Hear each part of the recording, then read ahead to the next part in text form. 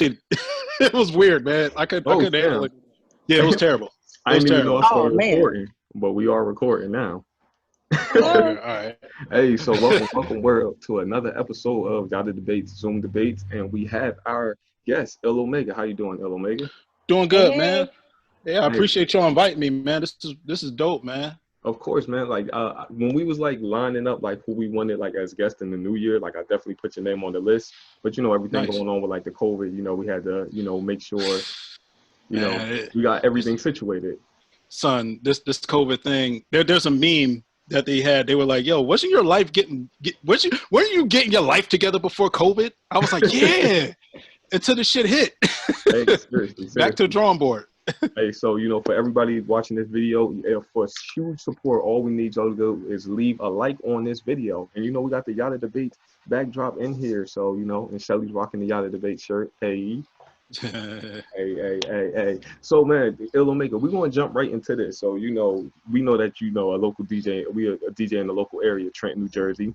And a producer as well. You know what I mean? Not just a DJ, but production. Heavy on the production side and has some amazing production. Like I've been in the studio with this guy. He has like some pretty like unique shit. Like, so, you know, hey, man, appreciate that. I want to talk to you about this. Like, you know, how like in both the positive and the negative, how has this like kind of affected you as like a DJ and a producer? You know what I mean? Being like somebody who's like creatively and works in music, you know what I mean? Like, how has this affected you? You mean as in COVID, right? Yeah, like this whole pandemic, this madness that's going on. You know what I mean? Like, the shows has come to a halt. Stopped a lot of DJs I know with that they're really heavy, consistent with it with their money. Mm-hmm. Like I said before, I put up a post, and I'm not sure if you commented or something like that, but doing like live feeds with DJs and everything, it's been like kind of a trouble for DJs that do this for a living. Mm-hmm. So, you know, when it comes to like, you know, that's their only income and they're trying to go live and Facebook shuts everything down or Instagram shuts everything down. It makes it hard for people to make money. So, you know, it's hard on that end. A lot of artists I work with that make money off of tours and everything, it's hard to get in contact with them because, you know, as producer, man, we work together. I like to work together with the artists. And their studios are closing, you know, or they work at their home studio or they work in 9-to-5 jobs, 2 part-time jobs, or doing other stuff just to get money right now because COVID took a big hit out of everybody's pockets right now, especially the music industry. Seriously. And yeah, it's been cool, you know, with me. You know, it's not like I'm like in need, like, oh man, things are bad, but you know, it's different. I gotta learn how to adapt. I was just talking with DJ Ahmad, a fellow DJ out here, and we're just talking about just adapting to what the new norm is right now, which is doing the Zoom calls, you know, the Facebook and Instagram lives right now are like the big thing right now, and trying to capitalize on that as a producer. Let me ask you something about that before we go too far. Like, when you say like Facebook and Instagram shutting down the live, like, what you mean about that? Like, well, the copyright, the copyrights that they have on certain songs and all that, you can't play them over a certain amount of seconds or minutes or something like that. Oh wow! And sometimes, you know, I remember I went live a couple weeks ago and it shut my live down, both apps, Instagram and Facebook, that I was streaming through. Shut it down 3 times. And I was pissed. I was like, yo, come on, man. Like, I can't play my set. I can't, you know, I'm putting up my stuff up there to book me or like pay here and all that stuff. This is how I, you know, one of the side hustles I have and everything. I can't even give a full set without it shutting down and everything. So it was kind of like frustrating with that. And even sometimes, even on Facebook, they have where I'll be able to do a full set and I'll play it back and they'll mute a certain section of a song. I think it was a Drake song or something like that. I mean, it's Drake. I mean, come on. Yeah. So like they're going to track that. So I forget what song I played, but like as soon as I was like, oh, this is why I go to the Drake song. And I was like, all right, wait, where's the music? So they were like, yeah, this section they cut out because of copyright claims and all that stuff. And I think one of my songs and all that, I think being Ray's song or something like that we put out off of Go for the Gusto, which is an album that we have out, got shut off.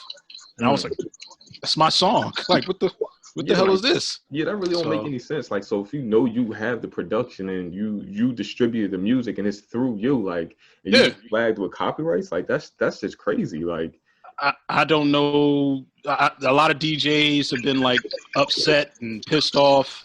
I even had you know, Casso. Casso hit me up and was like, "Yo, why don't you do like some DJ union thing?" And I was like, "Yo, that'd be a good ass idea, just to get all the DJs or performers, people that do things, and we could all support each other somehow. We could figure out how we can get paid during this time in COVID, or like maybe a little small block party here and there, and everybody support fundraiser." And build this into a big thing, so when things get back to normal, you know, I don't even think it's going to be normal after this, but like when things start opening up a little bit more. So yeah, with outside being semi-open, like with outside like dining and outside gatherings being open, do you guys plan on like doing like little outside functions now, especially with it being in the summertime? Well, I see a couple of DJs, they doing a couple things right now, outside live. Ahmad, one of my mentors and everything, he did a couple shows when they started opening up outside and everything. He did a couple shows 6 feet away outside, nobody go inside types things and all that. But it's still not the same as like when he was getting paid and, you know, pay for tips and all that stuff. And I don't know how much they charge, like how much he's charging right now to, you know, do sets now and all that. But from what I'm hearing now, Governor Murphy he shut down indoor now. Yeah. Depending on everybody that acts up, you know, follows the rules and don't act stupid. We could at least have outside, but you know, I don't know, man. The way people going outside right now without masks and acting stupid and trying to turn up. But the thing with this, they're gonna shut down outside too. It's like, you know what the thing with this is, like, you know, I kind of see like an opportunity in this. It's just like, while this is like might be the beginning stages, but think about it like in a set like this, right? What if they book you for like a DJ set, but it's like virtual, like, you know, it's in the public space or something like that, but they book you as a DJ for like a Zoom call, basically like how they doing the versus battles, and we'll get that later. And you know, like, with things like that, you know, they've been gaining like a lot of traction, and more recently, you know, with the Fab and the Jadakiss one, you know, Ciroc and Duce sponsored. They found the key, but my thing too, I put up a post the other day after they shut me down where I was like, well, they shut down me, Ahmad, Big J, Country, Father Ramsey, a lot of local dudes that are really doing some things, and we kind of pull some people into our lives too. We get a couple hundred or, you know, less than that, but you have DJ D Nice, and then you have like the versus thing, and they're pulling in thousands of people, and they're playing music for hours and not getting shut down. And I love D Nice. Like DJ D Nice is a legend, and DJ Jazzy Jeff is a legend, and Swiss Beats and Timbaland, they're killing it with verses. I love it. But I'm like, damn, yo, y'all do that. How are they getting away with like the copyright claims? But then you know when the DJ like yourself, you know, goes live, you know, you getting flagged. Like, that's crazy to me. I'm not sure if they working with the labels with Instagram and all that, because Instagram is like they on some BS when it comes to like live stuff and playing music. So I don't know how they getting over with, you know, having 4 hours, 2 hours playing all these songs. It's crazy. If you play a song for like 2 minutes on Instagram, not even 2 minutes, maybe like not shorter than that, they shut your whole live down. It's off. Shut your whole live down. They shut me 3 times. I was like, yo, come on, man. They cut it right off. I had people in there. Yeah, and I had people in there. I was like, oh, shit. You know, I usually never have a lot of people on Instagram. So I was checking out your sets a couple times, too. Yeah. And it shut me down 3 times, and I was like, yo, I'm not going on live no more, man. And then that's when Costo hit me up. Was like, yo, why don't you do some collective and figure out how to adapt into this new era with this COVID shit. And I was like, my bad. I don't know if I could curse or not, but no, you good. It's all open here. I don't know. Like, I don't know if family friendly, you know, to everybody. You good. When I do the description, I say not for kids. Oh, okay, cool. All right. So what was I gonna ask you? But I also know that you was streaming on Twitch. Now with Twitch, is that like the same thing? Twitch is the same thing, but now they're starting to crack down on something with copyright claims too now. Like, I just got on Twitch, was like, yo, this is dope. My video's still there, and I think they took it down. Like, I don't know. Like, maybe like a couple of days, I was like, where's my video at? Like, where's I did an hour and a half set, and I think I forget what DJ said this. I can't remember what DJ, but he was on Instagram. He has a big following, and he was like, man, I'm getting off Twitch now. Like they doing the same thing like Instagram. And I was like, oh man, I don't even know where to go to now. Like, where can we stream? Where can musicians and DJs make their money? Yeah, like a lot of DJs I talk to. No, go ahead. My bad. No, I was like, a lot of DJs I talk to, man, they like, man, I gotta get a part-time, man. This is how I make my money. I gotta go somewhere else and hustle up some money somewhere else in DJing right now. And I was like, damn. So it's rough. It's a little rough, man. It's a little rough out here with this COVID thing when it comes to DJing. Yeah, and I think with this, like, I think what needs to happen is just like, you know, the copyright laws. They have to be like, hold on, I live like right next to the train to the train track. Oh shit! Wait, you outside? No. But it's just like, oh, you live literally like right there. Yeah, I was like, yo, how the hell he get the green screen outside? But, yeah, that's crazy. I think with this, like, you know, like the copyright laws got to be like a little bit more lenient for like, you know, times like this, like, you know, like in situations where, you know, it's limiting creativity in a sense. You know what I mean? Like, yeah. And it's just like, I put up a post today, and it was from a producer I follow named Kato. Oh yeah, Kato on a track. No, Kato. Yeah, and he said to all music creators, as soon as you create a piece of music, you own the copyrights. You don't have to send it to the copyright office or mail yourself a CD to make it official. So, I mean, as our own people, like, own artists, like, we own whatever we put out and everything. So there's no need for you to take my shit down, especially like the me and Ray thing. I was like, yo, I'm playing me and Ray's song, and it cut out the music there. And I was like, the hell? What's going on? Yeah. So I don't know. That was the only other alternative I was gonna say. I was like, maybe you could just like spend like, you know, artists that you know you wouldn't get flagged with like copyrights or something like that. But if that's happening, then I really just don't know. I don't know. My thing is like we're playing the song, so a lot of people may have heard the song. Like DJs like me, I like to play obscure shit that a lot of people don't know about. So you and Shelly are gonna be like, yo, what song is that? Now you're going to download it. Now you're going to listen to it. So that's more streams for the artist. So in a way, we're kind of helping out the artists. Yeah. So like, I mean, that's always been like the outlet. You know, DJs have, you know, historically always been like the outlet for like new music. Like they've always been like put you on to new shit. Like, I mean, even in this age where like, you know, we get access to so many things. Like, you know, I hear about like a lot of stuff that I wouldn't have coming from DJs. You know what I mean? Like, that I would normally wouldn't have checked out like if I hadn't heard it somewhere else. Because I'm like, oh, let me look that up. Oh, that's that song. Yeah. Now I'm playing it on repeat. Yeah, we live for the exclusive song, man. Like when I play a song and I'm like, oh, nobody heard this song yet, and I play it, and Yatta will come up to me like, yo, what fucking song is that, bro? I was like, yes, I did my job as a DJ. So, you know, things like that is what makes us keep going and, you know, premiering new music and everything. So. Now, let me ask you this. Would you ever think, like, on the production side of it, because, you know, I know you do production, would you ever, like, consider doing, like, you know, live sets of you, like, making beats as opposed to, like, DJing? Like, would you do something like that?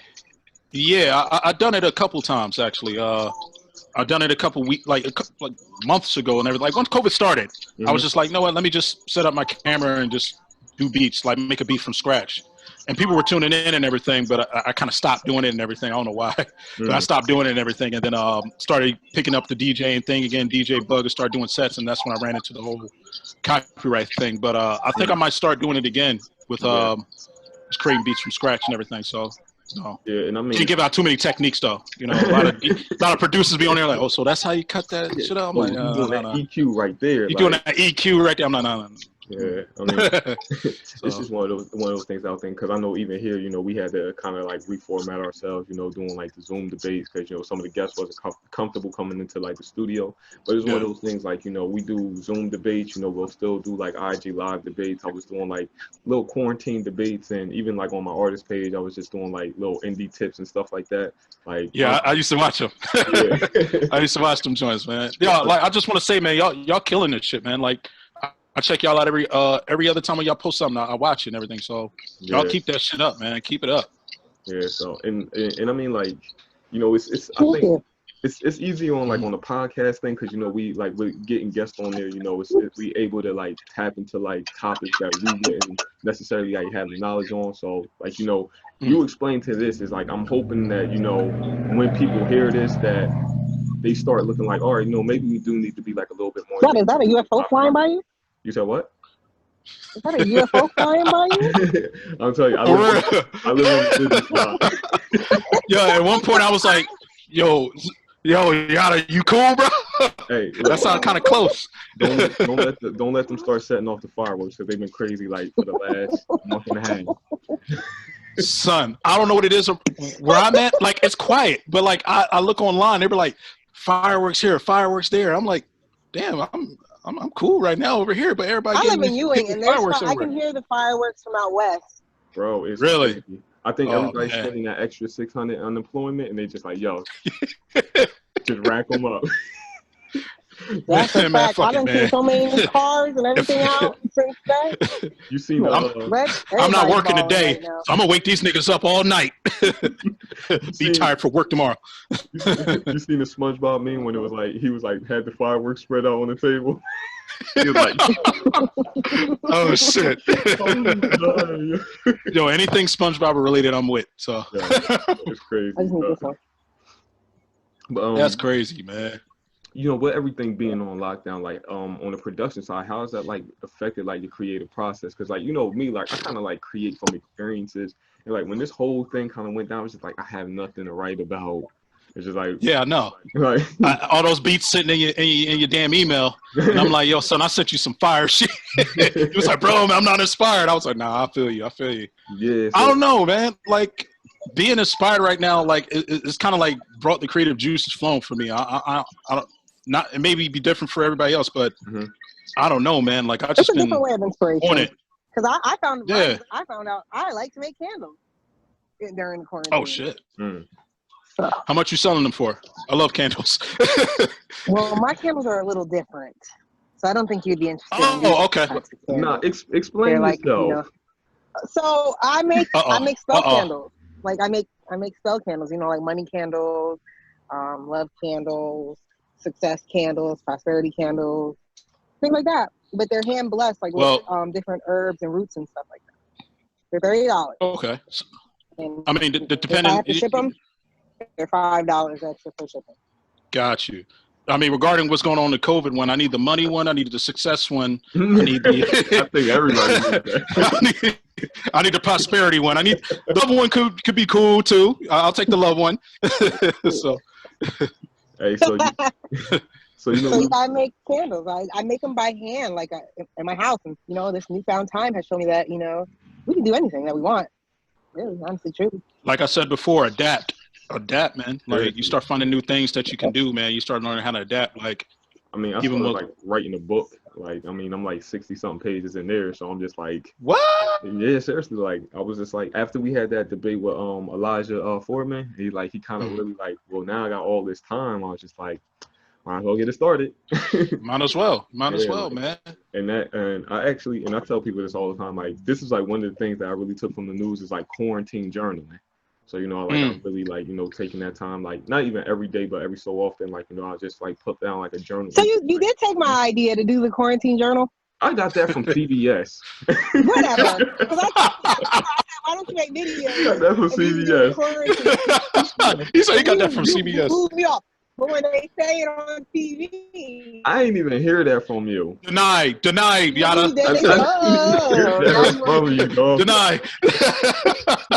You just said yes. My first entry was like back in April. I don't know what you're talking about. That's crazy. So wait, what is this book about? I mean, are you keeping a secret? Yeah, because when you do videos every day and you being bored, I told you, I was like, you just make a compilation. Oh, they setting off the fireworks already. I hear it. I hear it. So yeah, that's wild. While it's still relatively calm. Yeah, it was like give it till like 9:19. Yeah. While it's still relatively calm, Omega, I want to ask you about these versus battles, right? Oh yeah. First off, let me ask you from the ones that you've watched. All of them. Which one is your favorite? Which one is your favorite one so far? Oh man. Damn, man, I'm gonna sound like an old head. Nah, go ahead.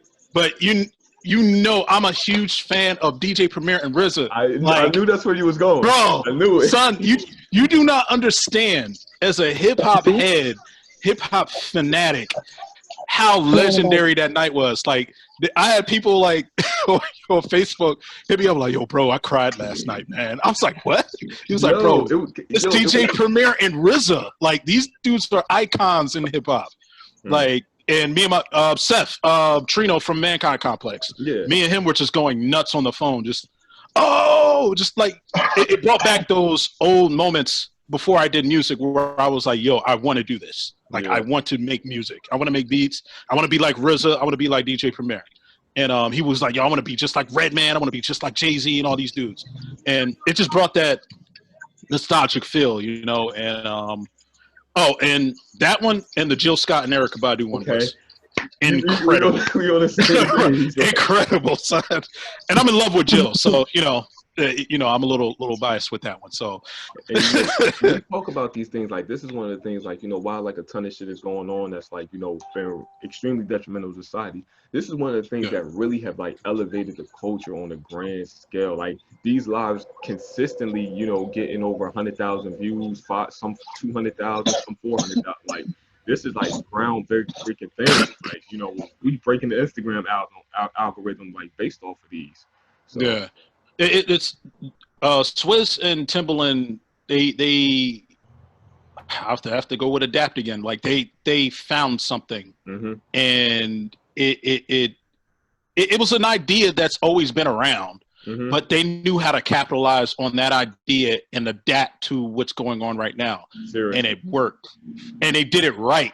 And the thing is that a lot of people was criticizing them because they were like, oh, well, they making money off of this. It's only they trying to put their friends on. And they just making money off of the ads and stuff. I was like, no, there's no ads on here. They just did it. Yeah, like you saw Swizz did it in his car, and then Timbaland was in the studio with his daughter, and it just, almost 100,000 people start watching us just play music together. Like, let's do something with this. And they created their own account, man, and it just grew. And it, like, when people start really liking and start following something, all their other friends started joining in. Then you have the Jagged Edges, and then the Erykah Badus and DJ Premiers, and everybody coming around wanted to be involved with it. So they hit gold, man. They hit oil in this COVID shit, and it's dope. And for Lil Boosie did too for that time that he was on there. Wait, you said who? You might be on one of the detrimental. Lil Boosie, yo, son, yo, Lil Boosie he's a genius. He's a genius, yo. Son. During COVID in the beginning, entertained. Oh my God, yo, Boosie is a comedian, son.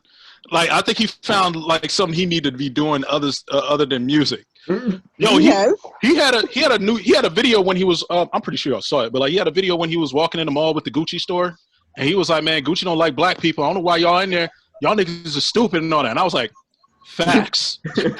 Y'all dumbass niggas know them. The Gucci don't like Negroes, and y'all still sitting there like, yo, I want that Gucci bag. Right? Like, you like, man, that's the guy that can afford almost damn near everything in there is telling y'all not to buy it.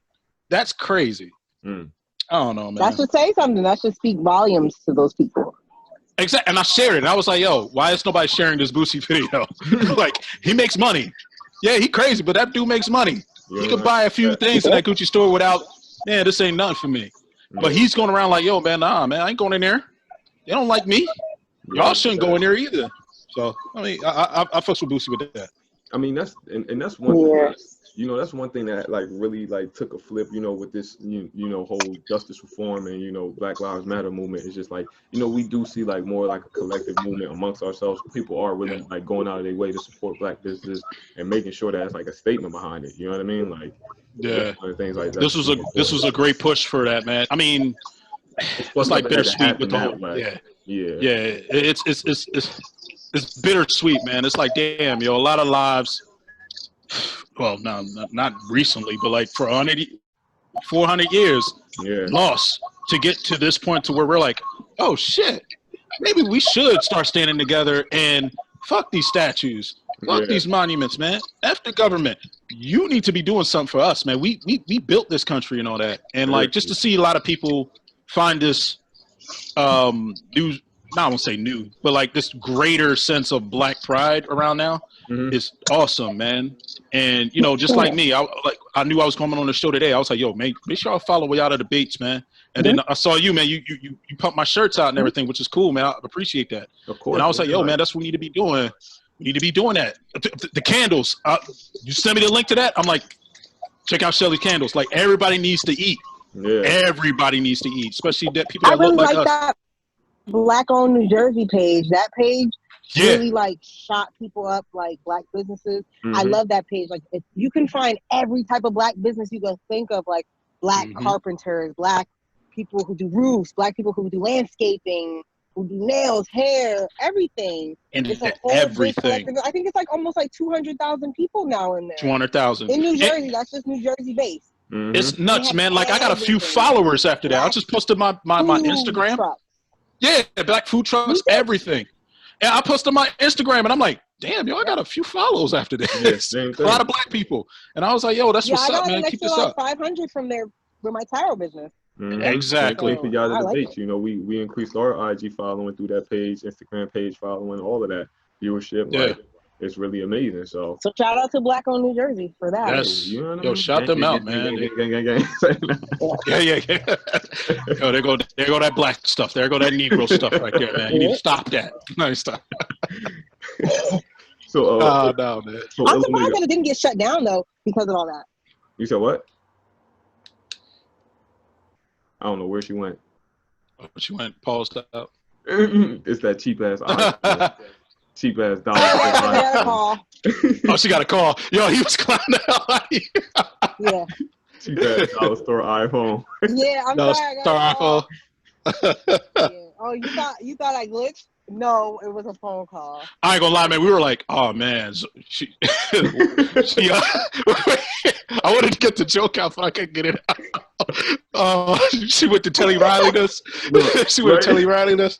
Yo, that was the funniest one of all time, bro. Like, the funniest. That was living for the memes. For every meme they had to handle the hip, it was over. Bro, son, soon as looking back like that. Soon as dude started doing the New Edition dancing and shit in the background, bro, I was done. The one that had me cracking up the most was the one where it was like in Chuck E. Cheese. And there was like off the crew trying to figure out the sound. Yeah, trying to be, and they got him looking to the left like, yo, yo, son, like. Teddy Riley has a long legacy of great music, but he is going to be forever known as the dude that doesn't have any Wi-Fi. That's fucked up. That's so fun. And this new generation is ruthless. I'm telling you, with people, social media influences everybody that they listen to and don't listen to. Like if social media tells them don't listen to this artist, they're not listening to that artist. It's crazy, man. The internet is the society now. You man. remember when they tried to cancel J. Cole 2 weeks ago? When they tried to cancel him 2 weeks ago? We gotta talk about that. That yo, so son. Bad. Like I'm like, no, you can't cancel J. Cole. Son. What all right. What was the whole thing about? Like, No Name said, okay, you F the artists that that do pro-black music or something like that, and don't be in the trenches and all that stuff. And J. Cole thought it was about him, right? Mm-hmm. And he put up a post, was like, yo, man, you know, hey, you know, I'm not, he didn't even put her name out. He was just like, yo, I just, you know, I feel like somebody said something about me, and, you know, I just want to let you know, I don't really know much about what's going on, but I'm willing to learn and go in and, you know, and I just didn't really appreciate, like, damn, yo, you know, I'm trying to be out in these streets and learn and, you know, help out the community, all that. Mm. And that was pretty much the whole song. Yeah. And then they were like, oh, well. He's misogynistic. He's misogynistic, trying to silence a woman. I'm like, I didn't get that from nothing. like in a way, I kind of agree with her. I was like, damn, you know, like some artists, man, they be like, yo, pro-black shit, and then they quiet. But then I'm like, yo, everybody protests and everybody is affected a different way. Yeah. So, I see her point, though.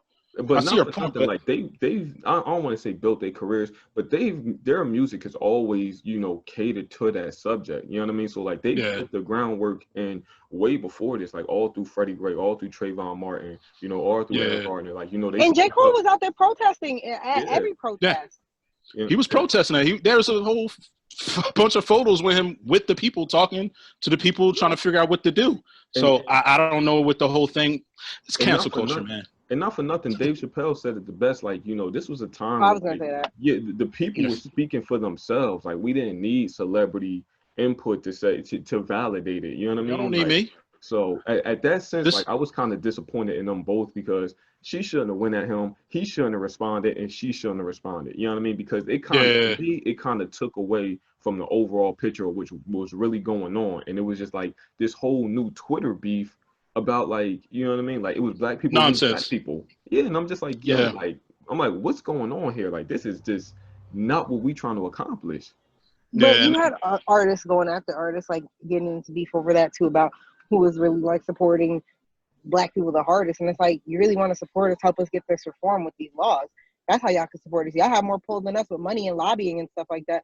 Pay to get some lobbies and politicians under our pocket so that everything can work in our favor. We can get laws passed in our favor instead of going out there making a song about it. Go put the money where it's worth something.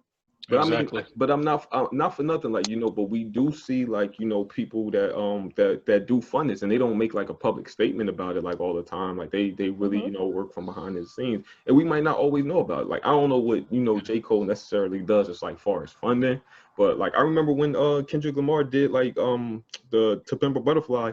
Soon after that, like, he created like a whole scholarship based around the song All Right. So it's like I'm saying, like, these people, they put the groundwork in, and we can't. He gives a lot to Compton too. Kendrick. He gets all the kids out of rec centers and all that stuff. So he does a lot with his community and everything too. So like, I mean, so it's this dude's, you never know. Like J. Cole is probably giving money to people and be like, yo, man, put this in the right. He has a whole women's shelter in his hometown. His old house is a women's shelter. Yeah, like, so I don't understand why they would say he was misogynistic, and he does so much for women, for single moms, and all this stuff like that. I mean, everybody just want to cancel somebody nowadays, man. Everybody's just mad. I don't understand this little sensitive shit that goes on nowadays. As soon as you do something, you're canceled. But it all starts one wave. So if you're listening to someone who's canceled, you know it's not socially acceptable. Like, I don't take advice from Twitter. You feel me? Like, if I want to listen to whoever I want to listen to and enjoy it, I'm gonna do that. Seriously, I don't care if you canceled them or not. I can't believe they tried to cancel J. Cole though. That hurt my feelings. Wait, what you say? I was playing Snow on the Bluff on repeat. Like, and I was just I'm like, this thing not like. Well, me, I go for the beat first. So like, I listen to the instrumentals first, and then I'm like, all right, well, let me listen to what he was saying. Yeah. And I'm like, oh, okay, all right. Not for nothing. I could have done without him singing at the end. You know what I mean? Like, I actually like that part, man. I thought that part. Like the very when that beat flip and the way the ambience is to it, I was like, oh yeah, that part, but not the very end. The very end? Yeah. Oh, man. See, I wasn't really like feeling it. I just like. I like that. I like that. But you know, the thing is, it was a moment, it happened, and it's just like, you know, we back on track to like what really is important. You know what I mean? It's just like, you know, social justice reform immediately. You know what I mean? Like, these cops still have not been like fully convicted and you know, given sentences. You know what I mean? Yeah. We back on this COVID wave, and it's like, you know, we don't want that to get like kind of lost in the mix. It's just like, yeah, like, this is still an issue, and y'all need to know that this is an issue. Like, this is something that needs to be primarily worked on. You know what I mean? Yeah. So do you think that people will be upset, like, if there is no conviction? Yeah. Oh man, it's going to be terrible if they let him walk. Yeah, it's going to be terrible. You got to consider, like, protests are still going on to this day. Like, and this is like what, the one in Trenton was This is week four. This is week 4 of protest. Yeah, exactly. 4 weeks of actually even longer than that, because remember it was the end of May. Yeah, it was the end of May. Yeah, but you know, they was protesting in Minnesota like that week before. You know what I mean? So it's just like it's going on like, you know, 5-6 weeks now. You know what I mean? Like, so like, as much as they try to like, you know, not cover it on the media, it's just like it's still a thing. You know what I mean? And it's something that we continue to talk about to this day. Like, like, I'll still share a post about it, you know, just so we don't forget.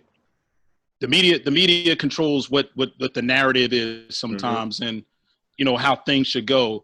And now things are starting to get a little bit, yeah, exactly. And now it's time for us to be like, no, man, because I still keep putting up the Breonna Taylor things too. Like, yo, now, you know what's up. crazy? You know what they said? We need to get back to this. What the fuck? Yeah, I'm sorry, but I was. Oh no, go ahead. Media, any information y'all want to get, underground, word of mouth, through each other, through people, because the media, if you guys haven't noticed, they stopped talking about protests because now all the protests are peaceful. Nobody's rioting anymore. Nobody's looting anymore. So they don't talk about it no more. It's not interesting to them. So now they're going to talk about COVID. They're going to talk about stuff that's going to, well, at the end of the day, all create they care fear about is and, controlling people. Yeah, you guys, second wave of COVID, Florida has 50,000 cases, but how we have all those cases and we don't even have enough tests? So how are you testing these people? I'm gonna go off of not just the subject, but overall. I was watching George Carlin the other day, and I was looking at one of his stand-ups, and I love George Carlin. And George Carlin was like, "Yo, man, you know how extra and graphic he can be, but he was like, yo, I hate the news when they play good stuff. I need it when it's terrible, when bombs are going off, terrorist attack, blah, blah, blah." And it goes off what's going on right now. People are so in tune with their phones that he's like George Carlin, what he says, he needs to be entertained. It's entertainment, quote unquote, when you think about it. You're so entertained. You're feeling something. Entertainment is kind of like making you feel, like art makes you feel something. Entertainment makes you feel something. So you're looking at it, you're mad, you're pissed off, you're, oh my God, you're scared, you're shocked, you're happy, you're sad. Like, all that shit is the media controlling all that. That's the one of the days I had to get off, man. I'm like, I can't. Yeah, seriously. Sometimes, like, sensory overload right now, bro. Yeah, like, at one point, I can't deal with it. You can't even absorb it anymore. Like, the news is just like background noise. It's just like, oh, okay, yeah, whatever.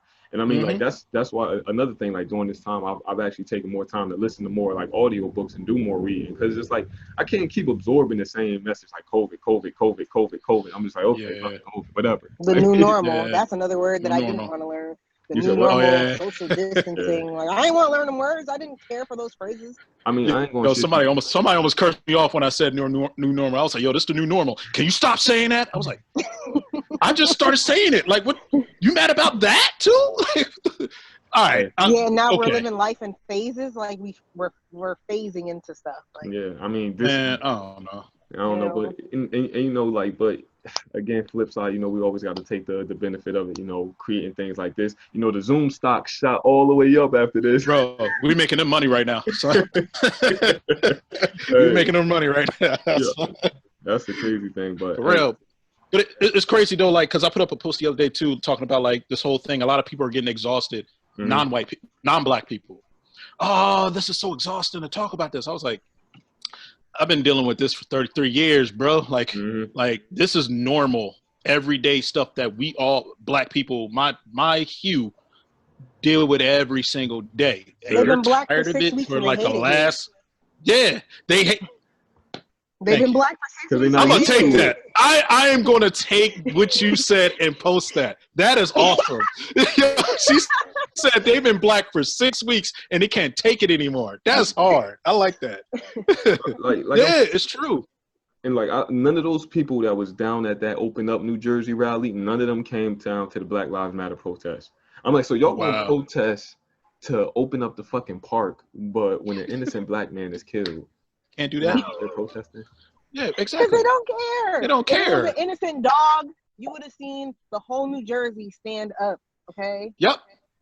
Like the lady that called the police on the dude at Central Park, and they were like, "Oh my God, look at the dog choking." I'm like, all right, yeah, the dog is getting fucked up right now. She just tried to use the police as a weapon to kill some black guy, and they don't care about that. They just care that the dog was choked by the leash. So what about the black guy? But I don't know. But look at him, he's choking. I'm like, oh damn, our lives ain't worse than a dog. Like, what the fuck? Like, it's crazy. You seen what they did to Michael Vick over, some dog fights? Like, come on, bro. Like, they demonized him for the rest of his life. Police officer that killed a black person ever combined. Crazy. He served more time than them. Served more time, bro. Yo, it's the code of blue, man. They a click. And I was talking to my brother the other day too. We had spent some time together, whatever. And he was saying like, police officers should actually serve more time for crimes like that because they're trained in de-escalation tactics. So the fact that you not exactly only breaking the law, but you violating like your own training, he said they should be punished more severely. You know, their training lasts like 3 weeks.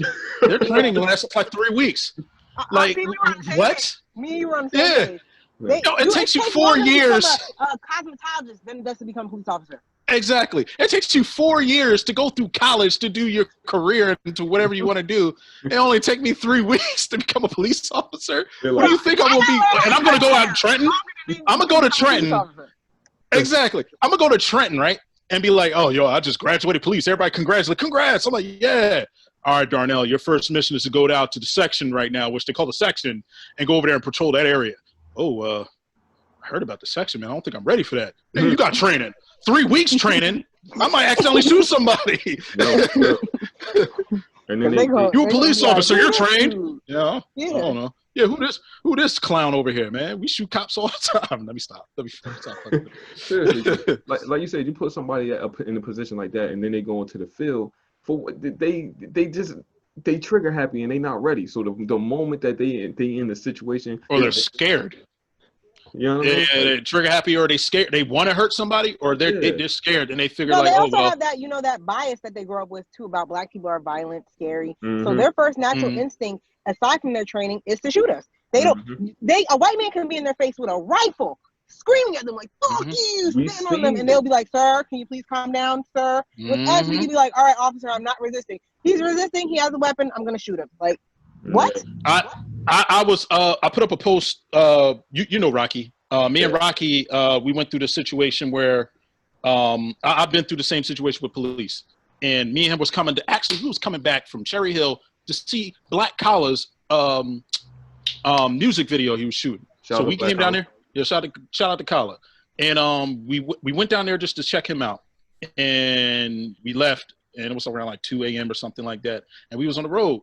So I was looking in my rear view, and I'm seeing like these police lights come up, and I'm like, oh man, that ain't for us. We joking like, oh man, they about to pull us over, and I'm like, nah, nigga, they about to pull us over, bro. Like, oh shit. So I'm like, all right, let me pull over to the side. Like, I'm thinking about it. Like, yo, get my license and registration out. These motherfuckers was like, open your window now and throw your keys out the window now. I was like, this ain't protocol, man. Like, this ain't normal. Like, I've never had no bullhorn behind me talking about throwing my keys out the car. Yeah. All right, throw my keys out the car. So he's like, yo, step out of your car slowly. So I'm like, and look forward. So I'm like, oh shit. And he's looking in the back like this, like, yo, I think they got guns out, bro. I was like, get the fuck out of here. What's going on? So I pull up my hands and everything, and I'm coming out slowly. And he was like, turn around slowly. And I turn around slowly. There's like 12 cops like, get down on the ground. I'm like, oh shit. So I get down on the ground, they cuff me, they push me down and everything. And they pull Rocky out and everything and do the same thing with him. He said they were a little bit more gentle, but I couldn't tell because it just happened so fast. And I literally was like, yo, man, if I move, they're going to kill me. So they pull me in the cuffs and everything, and they put Rocky in the back seat of the car. And then I'm on the side of the car or something like that. And they were like, yo, we got them. They're in the Dodge Caliber and everything. I had a Dodge Caliber at the time. And I guess the guys that we fit the description that robbed the 7-Eleven had silver Dodge Caliber. Exactly. Quote unquote. And I was like, yo, so what they look like? Well, he had blue jeans on. I was like, well, I got black, bro. Or like I have tan khakis on or some shit. He had braids. I was like, bro, I have a Caesar. Like, and I have a fitted cap on. Here you go. You see it? Like, take my hat off. I have nothing. He doesn't have braids. Like, oh, well, he didn't wear glasses or nothing. I was like, dude, I'm wearing glasses, dude.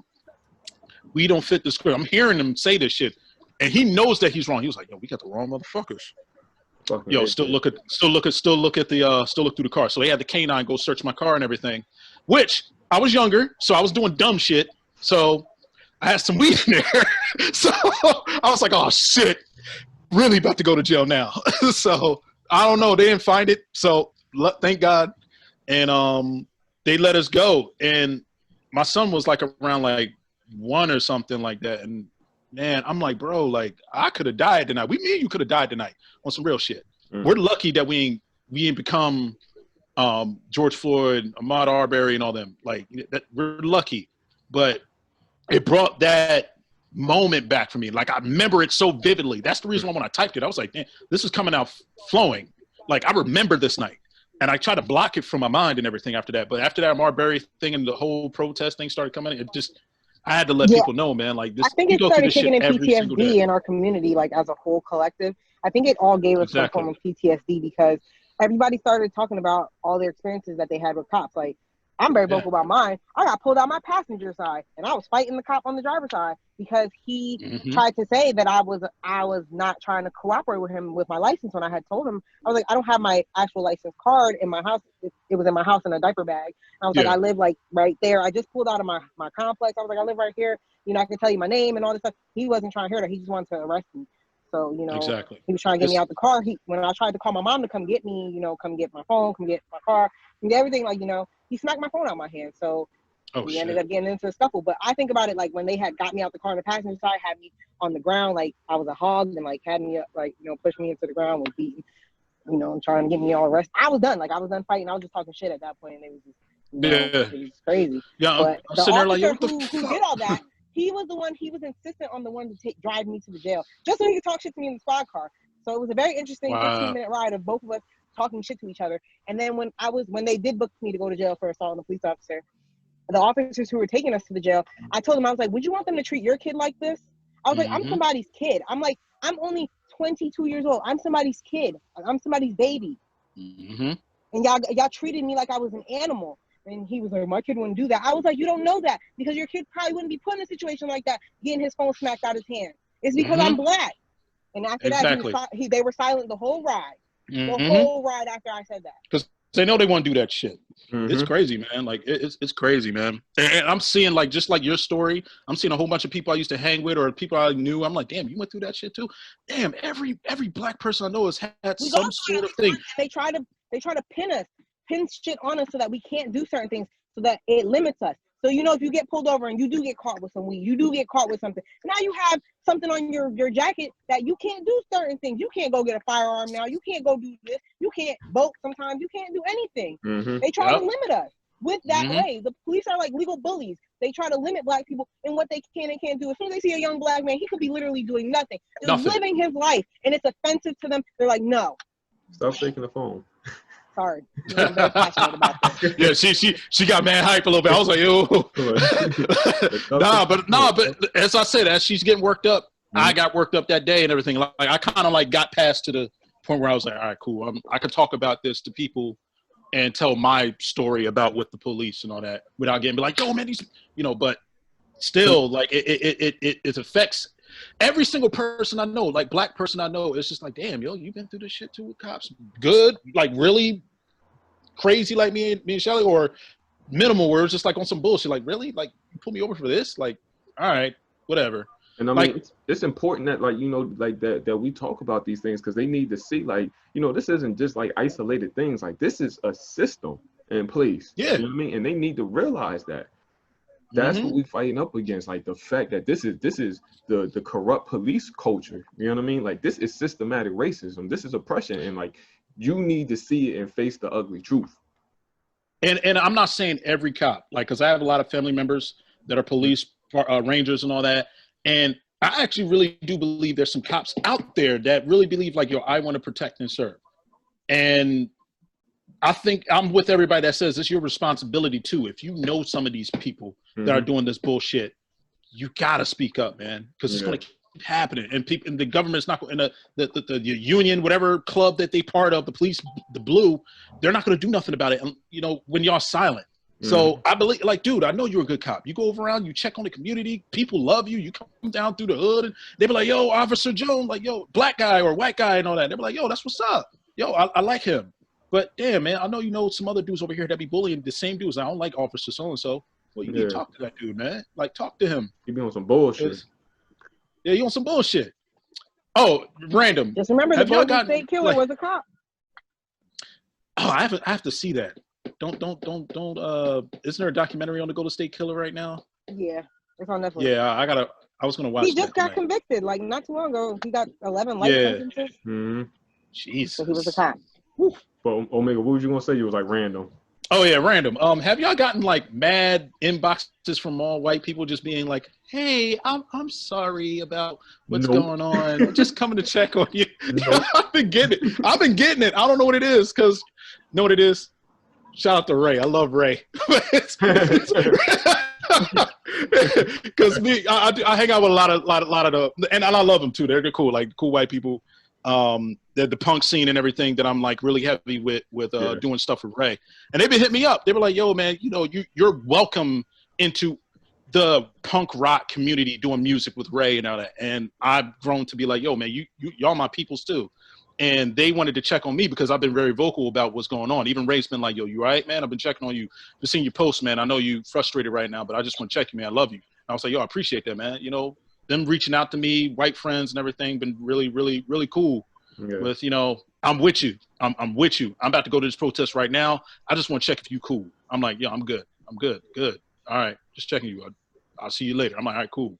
Yeah, because you know, people in our age group, you know, like a lot more of them are way more progressive, and like the fact that, you know, we have our own media outlets and we portray, and now they can see it firsthand. You know what I mean? It's not just coming from like, you know, from our experiences. Like they seeing this shit like with irrefutable camera evidence. You know what I mean? And like now they gotta say, look back and say like, "Yo, like this is fucked up." You know what I mean? And it has to be acknowledged. You know what I mean? Like, because, you know, we'll even have like discussions with white folks, and it's just like, you know, like for the longest I just never saw this side. You know what I mean? Like, and it's like they finally getting the chance to, like, they're being exposed to it. Like they have to face like the ugly truth of it. Well, maybe that's my responsibility with, I guess, the following I have with that, with my white punk rock crowd and all that, where I put up the post. A lot of them were like, "Yo, damn, I didn't know that ever happened to you. You never talk. You always come out. You have good energy. Like you always like, yo, got a smile on your face, blah, blah, blah. You do your music. We love you. You know, you're always cool, down to earth." I was like, "Nah, when I do these shows and come back home, I'm going back to the hood. I used to live in Kingsbury, you know. So I used to live in Kingsbury. So I'm going back to the hood and shit. Like a lot of niggas and a lot of police out there just out nowhere. Like I'll be walking from Mill Hill after doing a dope ass set with Ray with all the people, and yo, you're great. Let me walk this shit back home, and here come the police officer. Like, where you going? Like, home, see bro. You home, man. I live here. You see my motherfucking music shit. I'm going home. Let me be. So, you know, that type shit. Yeah. So, you know, it's crazy, man. And this shit got mad sad. I know. I'm sorry, guys. It was like an awkward. It was heart wrenching. No, I mean, with that, I'm glad that we're able to share these stories, because you know how many people walk around in silence with these stories. It's good that we have our platforms now to share them without being silenced. There are more people listening because we all are like empathetic to feeling it. So I think moving forward, because we have that empathy with us now, like, you know, before we didn't have that, people would just dismiss it like, you know, well, maybe you should have complied, maybe you should have listened, and now they're starting to see maybe there's a pattern. You know, like now maybe they are more empathetic to it. So maybe there are things that need to be changed, and you know, things like that. Now we have more eyes watching. We have more sympathy on our side. People are gonna. It's gonna be a better chance for reform this way than before, because it was really like any case that you had with a person getting killed unjustly, like where we seen it, like in video. You always had them like put out the person's criminal record or every wrong thing they ever did in their life before we even got a chance. But, you know, that goes back to the media's narrative. When a person who is not of color commits a crime, they say he was a good guy. He swam once in like the first grade or something like that. Things like that. They paint him as a good old boy. Good guy. But for a boy who he was in a gang. He was a grown man. He robbed an old lady one time from church. Like things like that. They'll put that out. So then it's like they don't want you to have no sympathy for us. So now we're getting that. So now it's like, all right, we use this to our advantage. Yeah, so. The internet, this new technology and everything is kind of like a gift and a curse in a way. Like the curse is the media and all the bullshit that comes with it, but also the gift is this Yatta Debates or other podcasts like, you know, even Joe Rogan or Joe Budden podcasts, people that are talking about this stuff, people that are talking to the important people that are doing stuff. Like maybe it don't have to be like no what's the name, Cornell West and all that. It could be some guy in the local Trenton, Lawrenceville, Ewing, a DJ like yourself. Hey, I mean, I ain't no Cornell West, but I mean, like, hey, but like, But yeah, but like somebody that's actually in the community that could be like, yo, I'm over here doing this and blah blah. Like, yo, those are stories I want to see. That's a black person doing something in their community, and they're doing something. So if you want to petition or you want to do that and help out that to help out this situation and to help out the whole issue with racism and the country and all that, there's platforms so many platforms you could look that up. I'm like, damn, I didn't know that. I'm gonna look into that guy, or I'm gonna look into the situation. Like, I didn't know about the Cornerstone speech until Killer Mike said it on either his IG or when he went live with the mayor. I forget what's her name. What's the lady's name in Atlanta, mayor? I can't remember her name. Yeah, I'm drawing the blank right now. Damn. But yeah, he told about the Cornerstone speech, and it was a speech an old slave master said that white people are the most inferior and black people are considered property and they're not human. And it was like the basis of what the Confederates believed, which right before the Civil War started, that speech was written and everything. And it was like their doctrine, their independent declaration of independence of what they believe in as the Confederates. And I never would have found that out if it wasn't for like platforms like this and, you know, certain things like that. So that's the gift part of learning, and then you take that and then you share it and people are like, oh, I know that. My mom's been here 60 some years and she didn't know about the Cornerstone speech or the Black Wall Street. She didn't know about it. I mean, I knew it before she did. We really just started celebrating Juneteenth for the first time. Like, we had like a whole Juneteenth weekend. So, you know what I mean? It's crazy. It's important, like you said, that we continue using these platforms. And, you know, just from, you know, average everyday people of the community, DJ Ill Omega. And I'm looking forward to that live beat making session. Oh, yeah. Since you said it, Yatta, I will try. I will do it. Hey, I won't even say I'll try. I'll do it. You get our full support at Yatta Debates. Hey, yeah, I'm gonna shout y'all out too. Hey. So because of Yatta Debates, I'm doing this live right now, just to let you know. Hey, record. So always, this has been an episode of Yatta Debates here with DJ Ill Omega, a great one, like, you know, a great DJ, great producer in the local Trenton area. Please check him out. And if you enjoyed this debate, please, as always, leave a like on this video, comment. You know what I mean? And tell Yatta to pick a better thumbnail. Look, that's not me. That's the YouTube. They said you was in there looking like the drunk aunt because you had the phone like this. You had your phone like that the whole time. She was looked like she's sipping something. Yo, I gotta look at that now. It was like Mary J. Blige. It was so tragic in there. Hey, I'm on live. She like the aunt that don't know how to use the use the phone. Like, it was literally like this. It was like this. It was like this, and I was leaning back. I had a scarf on. Hey, baby, can you teach me how to learn how to use this Zoomy thing? Zoomy. Legs off. Did you see the crab legs? Yatta Debates as always. So he said the crab legs. The stereotype, man. Don't do that. That's not. We had a whole discussion about black people. No, I just don't do that. Like yesterday, he hit the money with that. Oh, never mind. Never mind. You gotta know what I like. Yo, I ain't gonna lie, man. I had some oxtails the other day too. So, you know, oxtails, crab legs. You know, and I had some crab. I know Yatta. You probably had. See, there we go. Yeah, see. Hey, I'm black, man. I don't give a damn. So they be like, "Oh man, you like watermelon and chicken and all that?" I was like, "Yeah, no, I don't give a shit. Yeah, I do. It's delicious." F y'all. Until next time, this has been a great debate here on the Zoom Debates. Yatta Debates on Thursday night. All right, guys, have a good one.